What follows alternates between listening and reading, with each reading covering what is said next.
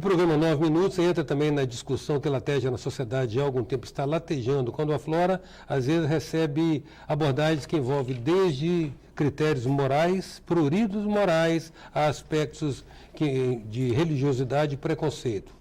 Nós estamos nos referindo à questão da descriminalização da maconha e, por extensão, das drogas em geral, incluindo o conceito do que é droga. E para tratar desse assunto, a gente buscou conversar com um especialista em criminologia e direito, doutor em direito e criminologia, Tiago Fabres de Carvalho, professor também, com quem a gente passa a conversar agora. Nessa abertura minha, Tiago, já estou mais ou menos enunciando o propósito dessa conversa com você, quer saber exatamente isso. Como é que é essa questão da descriminalização da maconha? É porque às vezes que eu tratei desse assunto en passant, não fiz uma entrevista especificamente sobre esse assunto. Mas quando eu consultei psiquiatras, alguns psiquiatras, eu não percebi neles uma base científica, eu percebi neles uma avaliação moral da atitude. O religioso, claro que envolve a questão moral e está fora de discussão. Como é que você vê essa questão da criminalização da maconha? Boa tarde, Eustáquio. Boa tarde a todos. Realmente, esse problema é um problema que está pautado por mistificações, né? Ele é um tema muito mais permeado por acepções ou concepções ideológicas do que propriamente pautado e embasado em descobertas ou em evidências científicas, né? Ou seja, é um tema que está atravessado pela moral, sobretudo pela moral religiosa, né? Atravessado pelo poder, pela necessidade de manutenção de determinadas estruturas sociais, né? E, portanto, ele é um tema que precisa ser debatido com mais profundidade. Para a gente entender o problema da criminalização ou da descriminalização, a gente precisa entender primeiro o problema da criminalização, que é o proibicionismo, né? Que é uma política criminal que foi gestada, sobretudo nos Estados Unidos da América, a partir da década de 20, com a lei seca, com a tentativa de proibição do álcool, inclusive, né? Que é um discurso que está pautado por camadas, né? A primeira camada do discurso proibicionista sobretudo, essa camada moral religiosa, ou seja, de que a droga é um sinônimo ou ela é uma manifestação de uma degeneração moral do indivíduo, né? Que são pessoas sem caráter, desvirtuadas. Portanto, é associar a droga ao pecado, associar a droga a uma coisa demoníaca, diabólica e, portanto, que deveria ser banida da face da terra. Sobretudo algumas substâncias, né? Depois do discurso moral religioso, eu tenho o discurso da saúde pública, né? De que a droga é, sobretudo, algo que faz mal e que, portanto, merece ser tratado e deve ser tratado como problema de saúde pública. A terceira camada, o terceiro discurso de justificação do proibicionismo é a camada da segurança pública, o discurso da segurança pública. Ou seja, no momento em que eu criminalizo, que eu proíbo as drogas, eu crio do dia para a noite milhões de criminosos, tanto usuários quanto traficantes, né? Quanto mercadores. E, portanto, eu vou justificar uma repressão bélica sobre determinada população, né? Sobre determinada camada da população, grupo social. E o último discurso é o discurso da segurança nacional, né, que nos Estados Unidos era muito forte, sobretudo nesse momento histórico, e mais tarde com o Nixon na década de 70, né, que era combater determinados grupos internos, né, sobretudo negros, mexicanos, imigrantes de um porto-riquenhos, geral, africanos, irlandeses. Perfeito, chineses, né? Associado ao uso de determinadas substâncias. Então, o problema da proibição está muito mais associado aos grupos sociais vinculados a essas substâncias do que propriamente às substâncias, né?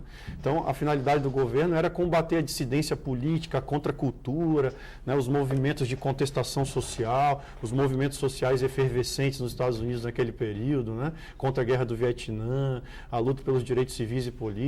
Então, a droga estaria associada a esses grupos dissidentes, rebeldes, né?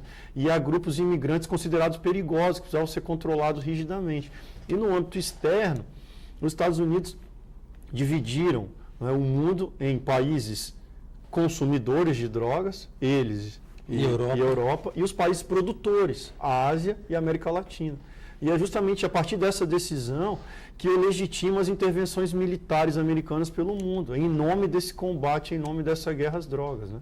E um dado crucial, que é um dado antropológico, que a antropologia, enfim, assim, a sociologia, de um modo geral, já constataram, é que a droga é um elemento inerente a toda e qualquer sociedade. Um historiador muito importante da Universidade de Madrid, Antônio Escoltado, ele tem um best-seller em 3 volumes que chama História Geral das Drogas, que ele vai mostrar exatamente isso, né, que nenhuma sociedade conviveu sem alguma substância alteradora do estado de consciência. Isso faz parte da cultura, isso faz parte muitas vezes de rituais religiosos, é um elemento festivo, um elemento cultural e, portanto, banir as drogas da face da terra é algo absolutamente impossível. Porque, historicamente, ela está presente em toda e qualquer sociedade. Ou seja, você tentar fugir um pouco da realidade, alterar um pouco seu estado de consciência, seja por diversas razões, né? Para evitar um sofrimento, uma dor, seja por um motivo festivo, um casamento, uma festa, seja para tentar ascender de uma forma mais elevada a divindade, né? Sobretudo por razões religiosas também. Então isso fica claro que esses movimentos de proibição, eles são muito mais políticos, ideológicos, morais, de uma determinada religião, que de fato foi o cristianismo, o catolicismo, que colocou o álcool como uma droga permitida dentro do seu ritual e baniu todas as outras drogas como inerentes aos rituais pagãos, né, e que, portanto, deveriam ser proibidas. A gente falava da questão religiosa, moral, né? Ou seja, que é justamente associar o uso de determinadas... O vinho, que é a droga, o álcool, que é uma droga, foi sancionado como uma substância lícita para uma determinada religião. Ou seja, né, o cristianismo coloca o vinho como uma certa substância que é inerente, faz parte do seu ritual religioso e considera todas as outras substâncias como sendo associadas aos rituais pagãos e, portanto, que deveriam ser perseguidos. Num determinado momento da história, né, uma vertente do protestantismo, do John Wesley, na Inglaterra, coloca o álcool também como uma substância pecaminosa. E é essa matriz ideológica, religiosa, que vai gerar, mais tarde, nos Estados Unidos, a lei seca. Né? A tentativa de você banir, inclusive, o álcool da possibilidade de acesso das pessoas. Que o álcool estaria associado a outros vícios morais, né? Ao jogo, à prostituição, ao ócio, e, portanto, deveria ser banido da sociedade americana por conta da corrosão do caráter, né? Da corrosão dos costumes. E os efeitos disso foram catastróficos, né? Isso só fez com que a produção se tornasse uma produção clandestina e, portanto, isso gerou uma necessidade de uma certa militarização dos produtores para assumir essa atividade clandestina. Isso fortaleceu o gangsterismo, porque aumenta o preço da mercadoria. Quanto mais proibida, quanto mais raro, mais valiosa essa substância. Claro. Então, os efeitos do proibicionismo são sempre efeitos perversos do ponto de vista social, que é justamente a clandestinidade da atividade, que é uma atividade que vai gerar lucro por conta do proibicionismo, né? O proibicionismo vai disparar o preço da substância. Isso vai gerar corrupção dos aparelhos do Estado, né? Corrupção policial, corrupção dos órgãos da justiça, do Ministério Público, enfim, que vão ter que enfrentar essa atividade que é economicamente poderosíssima e não vão ter força suficiente para isso, porque é uma atividade que movimenta trilhões de dólares no ano e que, inclusive, esse dinheiro circula nas bolsas de valores, né? Portanto, ele é um dinheiro que consegue ser depois lavado no mercado financeiro. Então, esses são problemas que, na verdade, seriam impossíveis de combater e de vencer. E um efeito mais perverso é você tratar determinadas populações vulneráveis como inimigos. Né? Por quê? Quem está morrendo por conta dessa guerra às drogas são as populações vulneráveis, né? São os nossos jovens negros e pobres, no caso brasileiro, são, né, os jovens negros e pobres também, no caso, né, dos Estados Unidos. E é um processo autofágico, né? Exatamente. Então, essa política criminal de guerra às drogas, na verdade, ela é um álibi, ela é uma justificativa para a criminalização da pobreza, né, para a criminalização dos miseráveis, para uma perseguição implacável de uma determinada parcela específica da população. E no Brasil, praticamente, isso todo esse paradigma ideológico americano veio baixou aqui integralmente, né? Perfeito. Foi recepcionado a partir da década de 70, com mais ênfase. Em 76, nós temos a primeira lei de drogas, né, a Lei 6368, que é uma lei que recepciona esse paradigma. Uma mudança na legislação já havia acontecido, né, que foi a substituição do artigo 281, que só tratava da droga do Código Penal, para o artigo que na época era o 12 e o 16. Né? O 12 era o tráfico de drogas e o 16 o uso de drogas. Né? Que é uma legislação que pouco se alterou, né, de lá para cá. Ou seja, houve uma mudança significativa em 2006, que implicou na não mais aplicação de penas privativas de liberdade para usuários, né? Mas a estrutura ideológica ela permanece intacta, que houve inclusive um incremento da repressão para o traficante, né? Para os mercadores, enfim, Thiago, que são, sobretudo, jovens negros e pobres. Sim, vamos voltar a esse assunto. Só quero te fazer uma pergunta, porque a gente percebeu aqui. Quando você vê psiquiatras, pessoas que teoricamente são cientistas, porque estão ligados à área do conhecimento acadêmico, criminalizarem a droga, invocando questões de saúde pública, como é que você vê isso? É uma questão meramente ideológica, porque já há, inclusive, evidências científicas fortíssimas na medicina do uso medicinal da maconha, né? Para casos de câncer, para o caso de AIDS, inclusive, para diminuir a dor, para melhorar o apetite, o sono dessas pessoas. Pressão intraocular também. Exato. Há um documentário fantástico chamado Cortina de Fumaça, com depoimento de inúmeros médicos psiquiatras de diversos países, né?